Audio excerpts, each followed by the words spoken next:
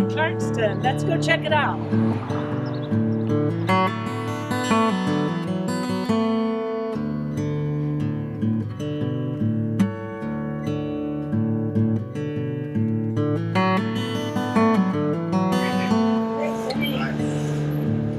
Bye now.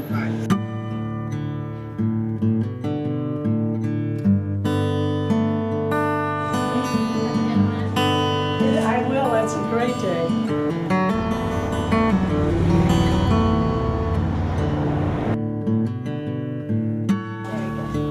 You're welcome.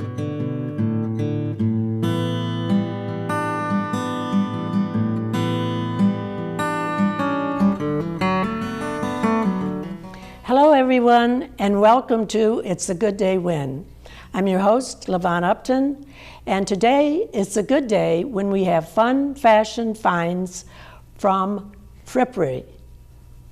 Our guest is Jill Bernstein, and her company name is the Frippery. I pronounced that wrong, didn't I?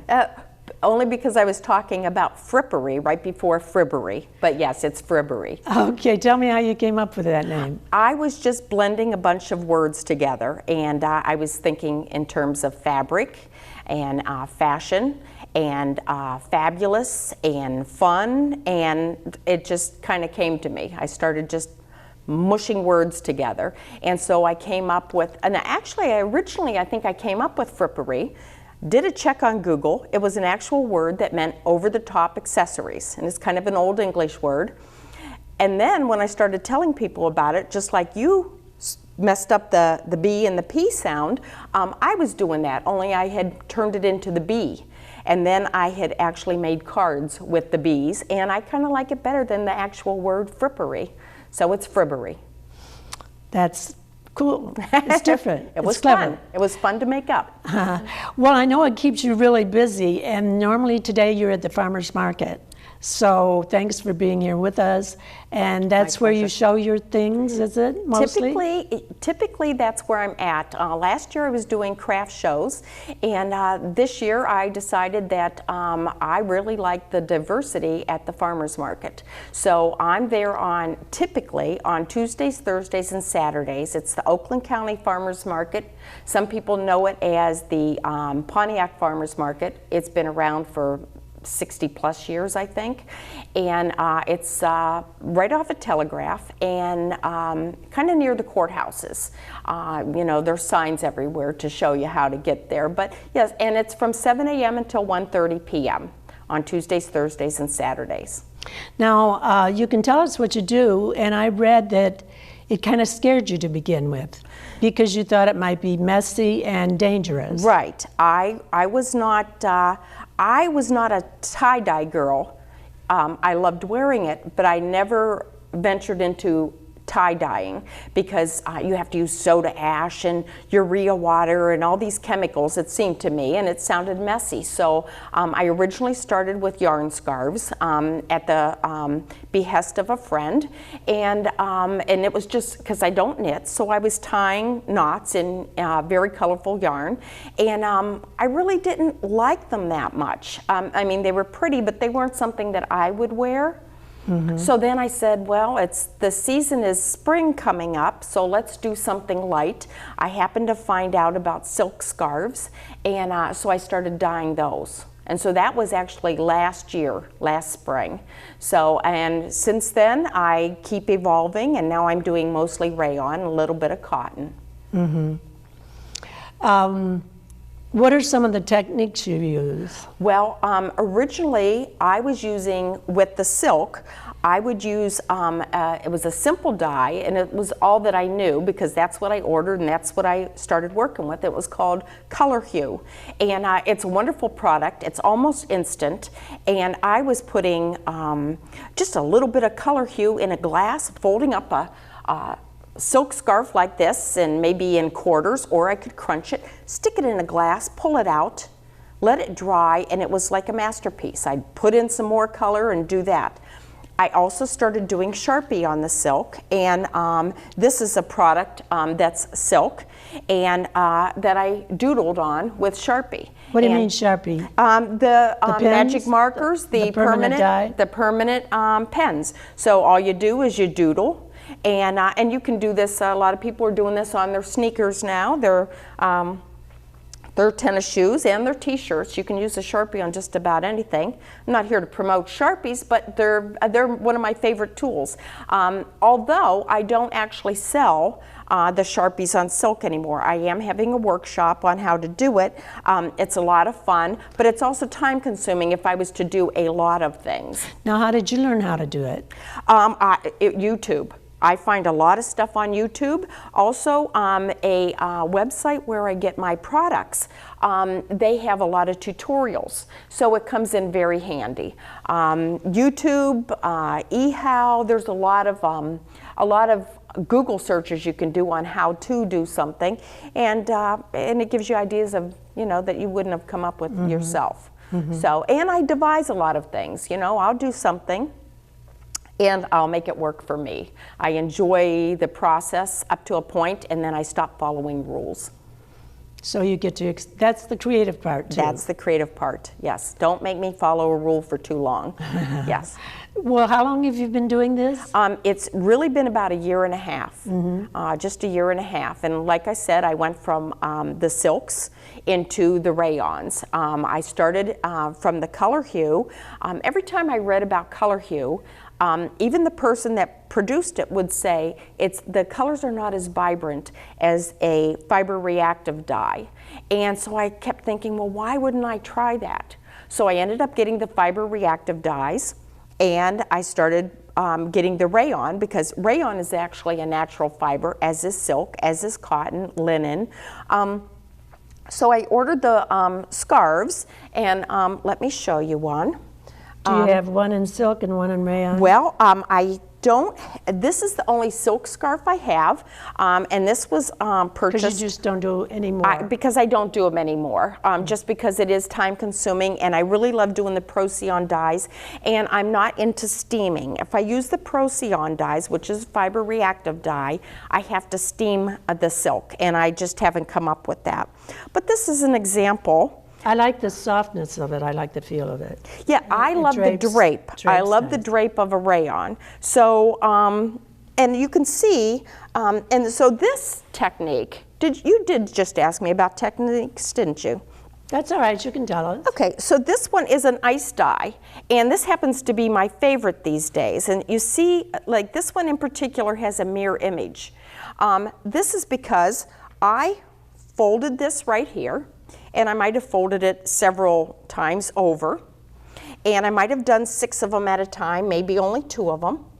And from that corner, I would twist it like this, lay it into a vat, and put ice on top. And that's after I've soaked it with soda ash and prepped it. And then after it's underneath the ice, I actually sprinkle the pigments, the powdered dye on there, and I leave it for 24 hours. And so this is the result. Is your husband happy you got a workshop now? Yes, he likes me out of the house. Although I do have to call and check in from time to time just to let him know that's where I'm at. But anyhow, your hours are kind of wild. They're wild, yes. I didn't get out of there until almost 3 last night. That's because you have to time this a certain way. I have to time things, and then I start getting creative, and I don't like to stop. So it's a lot of fun, and it's hard to put the brakes on fun. So I just, keep on going. Well, speaking of fun, what did you do before this?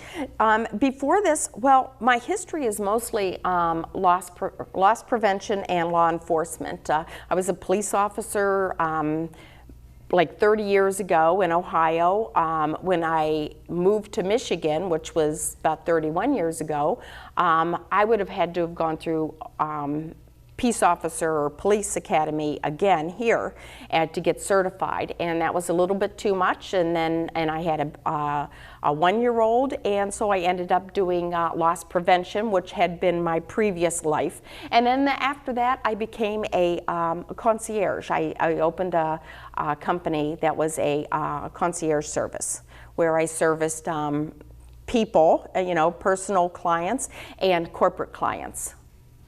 Well, why do you like doing this so much? This is my passion. And I could move on to something else by next year, but I'm sure it will incorporate color and fabric and dyeing. I really like the dyeing process. Even though it scared me originally, it's kind of rote now. I know what I'm supposed to be doing until I come to that experimental part. So it's a lot of fun. It's not rigid. I'm interacting with people. I get to go to shows if I choose to. I would go to a craft show. I like going to market because it is close to home and there's quite a diverse crowd coming in. And so I can market to everybody. And why did you pick scarves? Scarves are easier for me. It's not that I'm a big scarf wearer, although I am, but they're pieces of beautiful flat fabric, and I love them. I love the drape of them. You can use them to decorate. I put these on chairs. I'll drape them over the back of a chair, like a Parsons chair, like that, and I'll tuck it like that, and it's beautiful. I will also put it over the end of a bed, especially if you notice in the high-end hotels, they have a lot of these coverlets at the end of the bed, and it just sets off the entire room, especially if you have a white comforter. You put that at the end, and it changes the dynamic of the room, the whole color. It's just, it's a wonderful decorating tool. But I like fabric, and the scarves also, you don't have to size them. I do t-shirts, I do clothing, but invariably people will ask me, do you have that in a large? Do you have that in a crew neck? And I'll never have what they want, even though I might have like 100 things on the table. So with scarves, you don't have to worry about sizing. Really, I mean, some people like them lighter, some people like them a little shorter, but really it's kind of a one size fits all. And it's fun for me. That makes sense. Yes. So did you mention all the techniques you use? No, actually I do a couple different techniques. This one is also an ice dye, but it's got a kind of a tie-dye element to it. If you notice, I would pull this here, and I don't think I banded this one, but I could, and it would make it more defined. I do tie-dye. This in particular is this was tied. So this is a tank top, and those were selling really well in the summer for children and adults. That's cute. And so, and that was simply, banding, and I actually used plastic ties that you can unband, and then I hit it with some colors that I happen to have. Now, did you tell me what technique you like the best? I like the ice dye technique as much as I like the look of a tie-dye. Oh, and you can show, that's a kind of a tie-dye shibori technique, that the one on your leg. I was going to show maybe you could use it like a little sarong or something. And when I order these scarves in particular, they're not real big sarongs, and I can order regular sarongs, but those actually can work as a sarong. They're billed as a scarf sarong. Over the bathing suit. Yes, and really, I've seen people wear them over pencil skirts. That's my favorite. When you put that over your shoulders, I love a shawl look, and that's one of the reasons I like, and I think that's a very sophisticated look. I don't like to tie things around my neck that often, but just like that one, see, that's beautiful. And as a sarong, it works really well.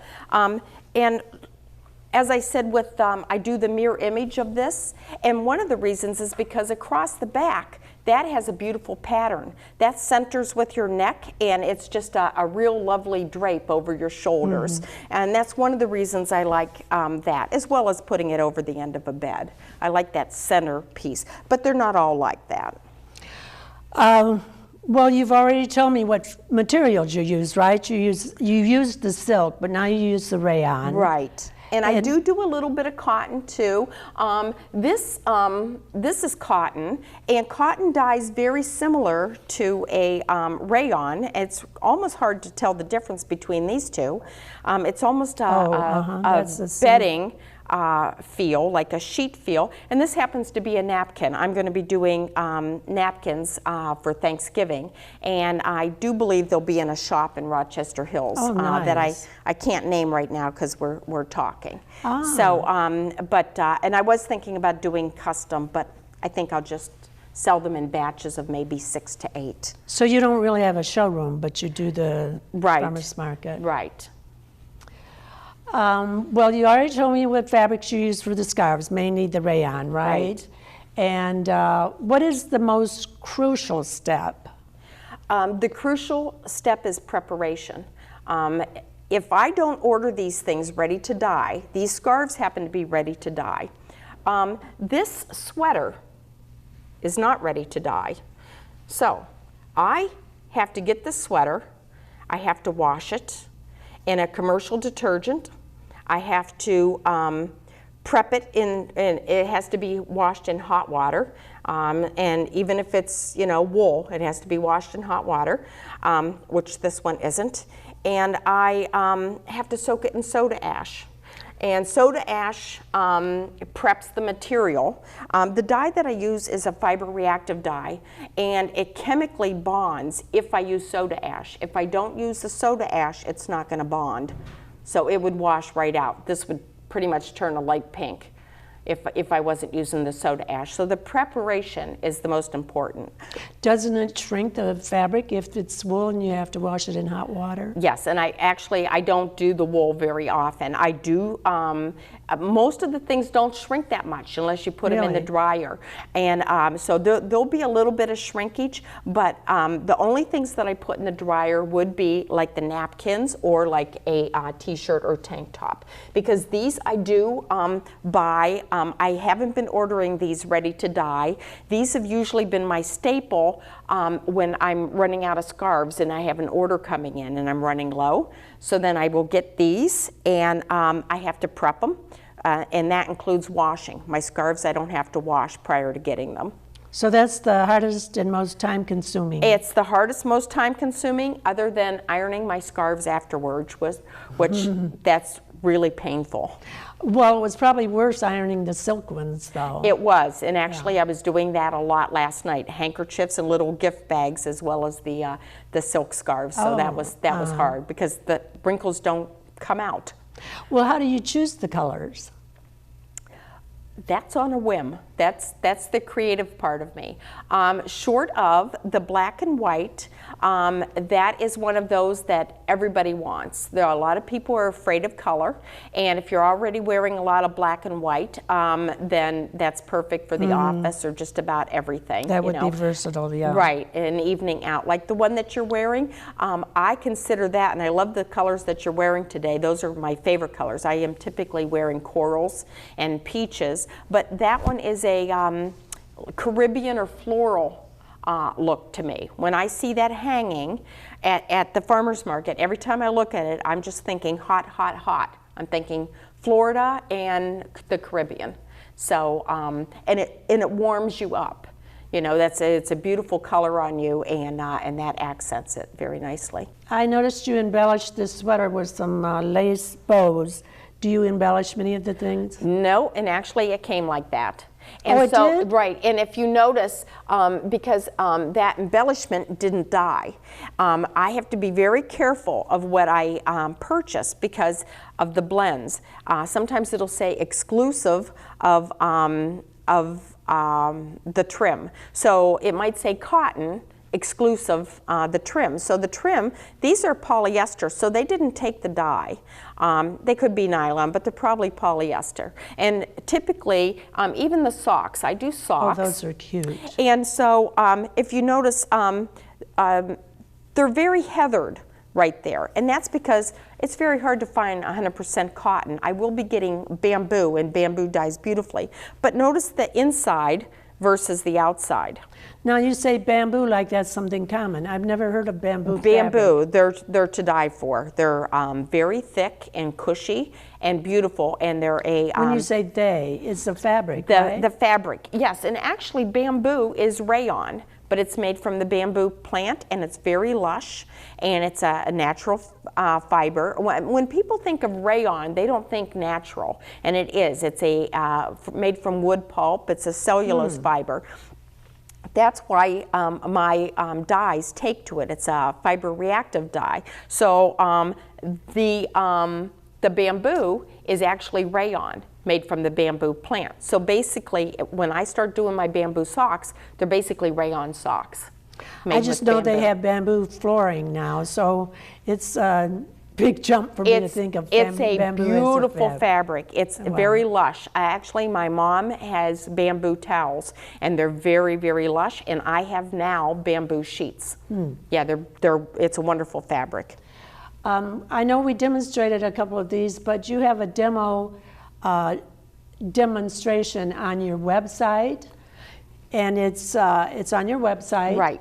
And you click on products, and it's about a 5-minute demonstration. It's very cool. I watched it, and you can go there and see how to use these scarves. Even if she wasn't tying scarves, the person on this link is just wonderful, and the music is fun. So I love that, but I warn everybody, if you're going to click on that, on the products page on the website, if you're at work, you might want to turn down your speakers because you might get in trouble. And also at the end, she does a tutorial of each kind of scarf tie that she does. And her name is Wendy, and it just happened to be one of the many YouTube videos that I looked at, and the one I fell in love with. So I tend to go with that one. Well, we're going to put up there your website so people can contact you through your website. Is that right? Yes, at Furbery.com, and there's contact links there. You can go to my Facebook page and private message me. You can send me an email easily if you just click on the contact link on there, or call me anytime. Leave a message. I might be either doing a workshop, I might be dealing with a customer at the farmer's market, so please just leave a message and I'll get right back to you. Or have your hands in a vat of dye. I very usually have dye on me. Today it's just a little bit of Sharpie. Well, thank you for being with us, and maybe now you can go home and take a nap. Right after my Starbucks, we'll see. Thank you so much for having me. And the rest of you, go out and make it a good day.